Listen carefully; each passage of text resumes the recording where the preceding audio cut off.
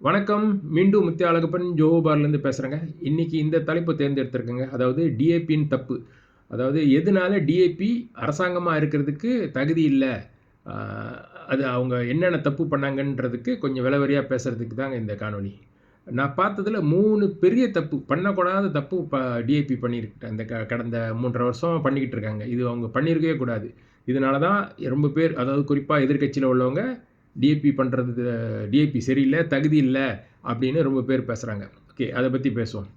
Okay, நான் பார்த்ததில் தப்பு என்னன்னு கேட்டிங்கன்னா, அதிகார துஷ்பிரயோகம், அதாவது பவர் மிஸ்யூஸ் அல்லது பவர் மிஸ்கொண்டா. இது அவங்க பண்ணலை. அதாவது அவங்க கிட்ட இருக்க அந்த அதிகாரத்தை அவங்க அவங்களுக்கு சாதகமாக பண்ணலை. உதாரணத்துக்கு எப்படி சொல்லணும்னா, இப்போது இந்த தமிழ்நாட்டில் அடிக்கடி பேசப்படுற ஒரு விஷயம் பட்டி ஃபண்ட். ஸோ இந்த பட்டி ஃபண்ட் என்னன்னு கேட்டால், அதிகாரத்தில் இருக்கிறவங்களுக்கு இவ்வளோ ஒதுக்கிடணும் 30% அப்படின்ற மாதிரி விஷயத்த அவங்க பண்ணலை. இது அவங்க பண்ண பெருந்தப்பு. ஓகே, இதுக்கு ஒரு உதாரணம் சொல்கிறாங்க. சில மாதத்துக்கு முன்னே இப்போ மலாக்கா அரசாங்கம் மலாக்காவிலேருந்து டுபாய் இந்தோனேஷியாவுக்கு பாலம் போடணும் அப்படின்ட்டு ஒரு பேச்சு வந்துக்கிட்டு இருந்துச்சு. அதாவது அதோட காஸ்ட் 75 பில்லியன். அப்போ நீங்கள் நினச்சி பாருங்கள், இது கட்டி முடிகிறதுக்கு ஒரு 15-20 வருஷம் ஆயிரும்.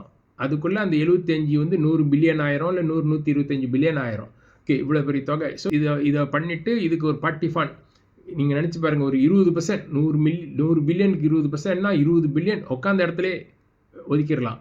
ஆனால் இவங்க பண்ண மாட்டுறாங்க. ஓகே, இவங்க இது தேவையா, இதோட வேர்த் இருக்கா அப்படின்னு பார்த்துக்கிட்டு இருக்காங்க. அதாவது அரசாங்கம், இப்போ இருக்கிற மடானி அரசாங்கம். ஓகே, உங்களுக்கு இன்னொரு தகவலும் சொல்லிடுறேன். இந்த விஷயம் இப்போ தான் பேசுனதுன்னு கிடையாதுங்க. ஒரு 19 வருஷம் இல்லை 20 வருஷத்துக்கு முன்னே இதே ப்ரொப்போசலோ அன்றைக்கே பண்ணியாச்சு, பாலா காலத்திலே. இதே துபாயிலேருந்து மலாக்காவுக்கு பாலம் போடணுன்ட்டு. அப்போது நான் என்ன பண்ணேன்னா, ஒரு கடிதம் போட்டேன் பாலாவுக்கு. அதாவது இந்த ப்ராஜெக்ட் எதனால சரியில்லை, என்னென்ன இதோட மைனஸ் பாயிண்ட் அப்படின்ட்டு லிஸ்ட் டவுன் பண்ணிவிட்டு நான் போட்டுவிட்டேன். அப்போது சில காலத்தில் அந்த ப்ராஜெக்ட் அதை பற்றி பேசல, கேன்சல் ஆயிடுச்சா என்னன்னு தெரியல. ஸோ அதோடு விட்டு அப்போ நான் நினச்சேன் அதுக்கு மேலே வராது. இப்போ திருப்பி அந்த இது வந்திருக்கு. அப்போது நீங்கள் பாருங்கள், அந்த ப்ராஜெக்ட் இவ்வளோ பெரிய தொகை ப்ராஜெக்டை இவங்க செய்ய மாட்டுறாங்க. செஞ்சால் அது பார்ட்டி ஃபண்ட் ஒரு 20% 30% ஒதுக்கலாம். அது அதிகாரத்தில் உள்ளவங்க உட்காந்த இடத்துல பாக்கெட்டை நிரப்பிக்கிட்டு இருக்கலாம். அதை பண்ண மாட்டுறாங்க. இப்போ எப்படி இவங்கெல்லாம் எப்படி அரசாங்கமாக இருக்கிறது, காசை கணக்காக செலவு பண்ணணும், இதுதான் தேவையில்லை, அதோட வேல்யூ இருக்கா அப்படின்னு பார்த்துக்கிட்டு இருந்தால் அரசாங்கமாக இருக்கக்கூடாது. அதே இப்போ முன்ன உள்ளவங்களாக இருந்ததுன்னா இந்நேரம் செக் புக்கு, நான் சொன்னால செக் புக்கு நேரம் திறந்துருப்பாங்க, பிளாங்க் செக் சைன் பண்ணியிருப்பாங்க, ஓடு கோஹே அப்படின்ட்டு.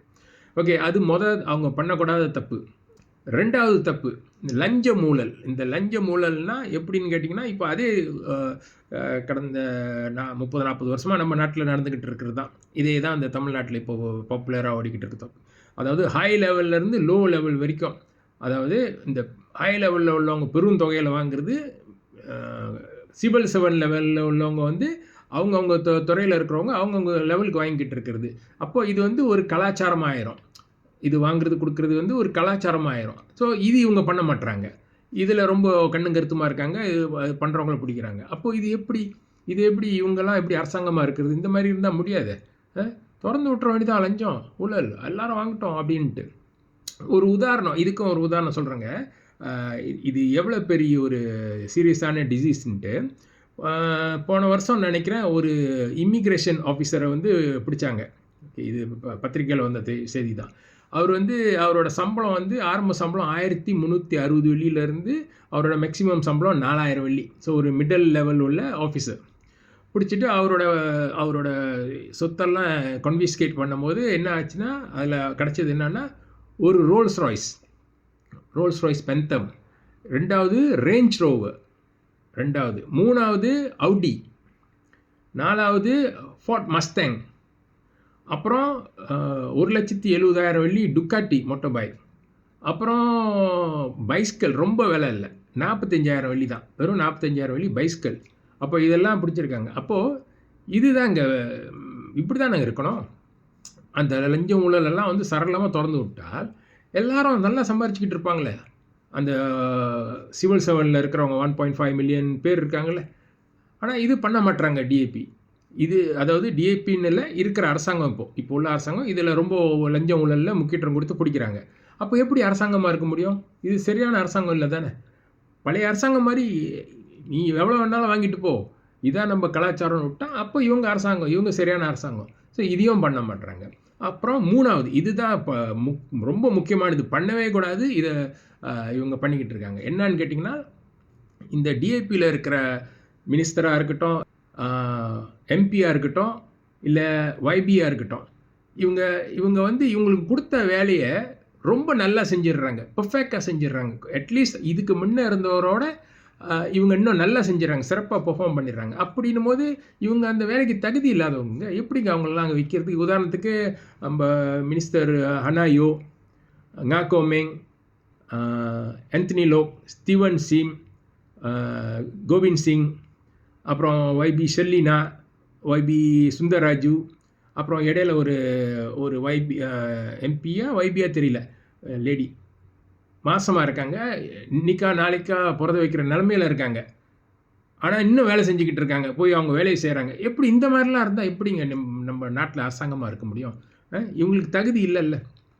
இந்த மாதிரி பெர்ஃபார்ம் பண்ணால் அப்புறம் அது பத்தாமல் அக்கௌண்ட்லாம் க்ளீனாக வச்சுக்கிறாங்க, ஒரு இதுவும் இல்லை, கோளாறு இல்லாமல் லஞ்சம் ஊழல் இல்லாமல் வச்சுக்கிறாங்க. அப்போ இந்த மாதிரி ஆளை எப்படி நம்ம அரசாங்கமாக வச்சுக்கிறது? தப்பு இல்லை. நம்மளுக்கு வேண்டியது பிளாங்க் செக் கொடுக்கறது, செக் புக்கை கையில் கொடுத்துட்டா அவங்க இஷ்டத்துக்கு போடுவாங்க. அந்த மாதிரி இருந்தால் தானே அரசாங்கம் சரியாக நடந்துக்கிட்டு இருக்கோம். அப்போது இதுதான் நம்ம எதிர்கட்சிலாம் சொல்லிக்கிட்டு இருக்காங்க. இவங்க டிஏபி வந்தால் டிஏபி நான் என்ன சொல்கிறேன்னு உங்களுக்கு புரியும்னு நான் நினைக்கிறேன். பார்த்துங்க.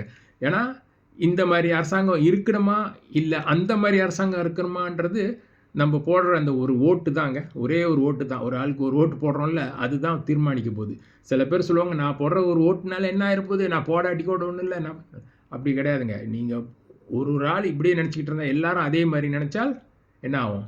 கடைசியில் அந்த அந்த என்ன சொல்லுவாங்க, நடக்கக்கூடாதுன்னு நடந்துடும். அப்புறம் நம்ம தலையடிச்சுக்கோ, என்னடா அப்படி ஆச்சேன்ட்டு. உங்களுக்கு புரியும்னு நினைக்கிறேன். நான் சொல்ல வந்த விஷயம், மெசேஜ், இந்த மோரல் ஆஃப் த ஸ்டோரி என்னன்னு கேட்டிங்கன்னா, நீங்கள் எடுக்கிற முடிவு உங்களோட அடுத்த அரசாங்கம் எப்படி இருக்கணுன்றதுக்கு இதுதான் முடிவுங்க. ஸோ இவ்வளோதாங்க, சொல்ல வேண்டியதை சொல்லிட்டாங்க. இதை சொல்லி இந்த உரையை இதோட முடிச்சுக்கிறேன். நன்றி, வணக்கம்.